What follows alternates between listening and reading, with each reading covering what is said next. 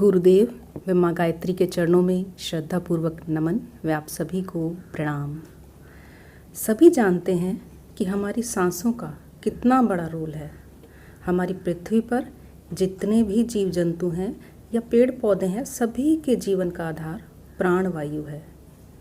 इसी प्राणवायु से जीवन की जितनी भी एक्टिविटीज़ या जो भी एनर्जी मिलती है, इसके बंद होने पर जीव मृत हो जाता है। पानी के बिना तो जीवन कुछ दिन चल सकता है, लेकिन अगर सांस ना आए तो 1 मिनट भी जीवन संभव नहीं। इसलिए कहा जाता है कि जब तक सांस तब तक आस। मानव जीवन की जितनी भी एक्टिविटीज़ हैं, या सुख दुख या हेल्थ या बीमारी, सभी प्रकार की बातें, यहाँ तक कि सफलता भी हमारी सांसों पर ही निर्भर करती है। इसलिए हमारे ऋषि मुनियों ने बहुत ही बारीकी से इसका अध्ययन करके इसका नाम स्वरोदय विज्ञान रखा।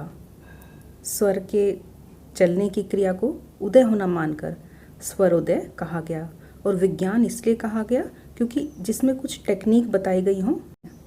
वैसे तो स्वरोदय अपने आप में पूर्ण विज्ञान है, जिसके ज्ञान से व्यक्ति अनेक लाभ उठा सकता है। इसके लिए ना तो कोई यंत्र तंत्र की ज़रूरत है, ना ही किसी गणित की। केवल सांस की गति और दिशा की स्थिति का ही अभ्यास करना है। हम आपको यहाँ कुछ ऐसी बातें बताएंगे जो हर व्यक्ति को अवश्य करनी चाहिए। स्वर विज्ञान के अनुसार सांस का आने और जाने का जो रास्ता है वह नाड़ी कहलाता है। हमारे शरीर में ऐसी 72,000 नाड़ियाँ हैं। ये नसें नहीं हैं, बल्कि प्राणवायु के आने जाने का मार्ग हैं। नाड़ी इंसान की ऊर्जा प्रणाली है। इसे आँखों या माइक्रोस्कोप से नहीं देखा जा सकता। हमारी नाभि में इसी प्रकार की एक नाड़ी कुंडली के आकार में होती है, जिसमें इड़ा, पिंगला, सुषुम्ना, गांधारी, हस्तजीवा, पूषा, यशस्विनी, अलंबुषा, कुहू और शंखनी, ये 10 नाड़ियाँ हैं जो शरीर के अलग अलग पार्ट्स में चली जाती हैं। इनमें से पहली 3 इड़ा, पिंगला और सुषुम्ना मेन नाड़ियाँ हैं। इड़ा को चंद्र कहते हैं, जो हमारे लेफ़्ट नॉस्ट्रिल में होती है। पिंगला को सूर्य कहते हैं, जो राइट नॉस्ट्रिल में होती है। और सुषुम्ना को वायु कहते हैं, जो दोनों नॉस्ट्रिल के बीच में होती है। जैसे संसार में सूर्य और चंद्रमा दोनों अपना अपना नियमित रूप से कार्य करते हैं, इसी प्रकार इड़ा और पिंगला भी इस जीवन में अपना अपना कार्य करती हैं। ऐसे ही 3 नाड़ियों के अलावा जो बाकी नाड़ियां हैं, उनका स्थान भी अलग अलग जगह है। जैसे गांधारी नाक में, हस्तजीवा दाहिनी आँख में, पूषा दाहिने कान में, यशस्विनी लेफ्ट कान में, अलंबुषा मुख में, कुहू लिंग में और शंखनी गुदा में। इस तरह शरीर के 10 द्वार में 10 नाड़ियाँ हैं। अब हम बात करेंगे कि ये तीनों नाड़ियों का स्वभाव कैसा है, यानी इड़ा, पिंगला और सुषुम्ना, इनका हमारे शरीर पर क्या प्रभाव पड़ता है, या हमारे जीवन पर कैसे ये प्रभाव डालती हैं। चंद्रमा और सूर्य की किरणों का सीधा प्रभाव हमारे स्वरों पर पड़ता है। सब जानते हैं कि चंद्रमा का गुण शीतल और सूर्य का उष्ण होता है। शीतलता से स्थिरता, गंभीरता, विवेक गुण उत्पन्न होते हैं, और उष्णता से तेज, शौर्य, चंचलता, उत्साह, क्रियाशीलता और बल जैसे गुण उत्पन्न होते हैं। मनुष्य को सांसारिक जीवन में शांतिपूर्ण और अशांतिपूर्ण दोनों तरह के ही कार्य करने पड़ते हैं। किसी भी काम का अंतिम परिणाम उसके आरंभ पर निर्भर करता है। इसलिए विवेकी पुरुष अपने कर्मों को आरंभ करते समय यह देख लेते हैं कि हमारे शरीर और मन की स्वाभाविक स्थिति इस प्रकार कार्य करने के अनुकूल है या नहीं। जैसे एक विद्यार्थी को रात को उस समय पाठ याद करने के लिए दिया जाए जब उसकी स्वाभाविक स्थिति नींद चाहती है, तो वह पाठ को अच्छी तरह याद नहीं कर पाएगा, और यही पाठ उसे प्रातःकाल की अनुकूल स्थिति में दिया जाए तो आसानी से सफलता मिल जाएगी। इन्हीं बातों को ध्यान में रखते हुए स्वर योगियों ने बताया कि विवेकपूर्ण और स्थायी कार्य चंद्र स्वर में किए जाने चाहिए। जैसे विवाह, घर बनाना, दूर की यात्रा, यज्ञ, दीक्षा, मंत्र, इस प्रकार के सभी कार्य जिनमें अधिक गंभीरता और बुद्धिपूर्वक कार्य करने की आवश्यकता होती है। इसलिए इनका आरंभ भी ऐसे ही समय में होना चाहिए जब शरीर के सूक्ष्म कोश चंद्रमा की शीतलता को ग्रहण कर रहे हों। आवेश और जोश के साथ करने वाले जो कार्य होते हैं वो सूर्य स्वर में उत्तम कहे जाते हैं, जैसे संघर्ष, युद्ध आदि कार्य, देश या आश्रितों की रक्षा। कुछ देर के लिए जब दोनों नाड़ी इड़ा और पिंगला रुकती हैं तो सुषुम्ना चलती है, तब प्राय शरीर संधि अवस्था में होता है। इस समय मनुष्य के अंदर पारलौकिक भावनाएं उत्पन्न हो जाती हैं और संसार की ओर से विरक्ता, उदासीनता और अरुचि होने लगती है। मनुष्य को अपने वर्तमान के किए हुए गलत कार्यों पर पछतावा होता है। ये क्रिया बहुत ही सूक्ष्म होती है, बहुत ही थोड़े समय के लिए आती है और हम इसे पहचान भी नहीं पाते।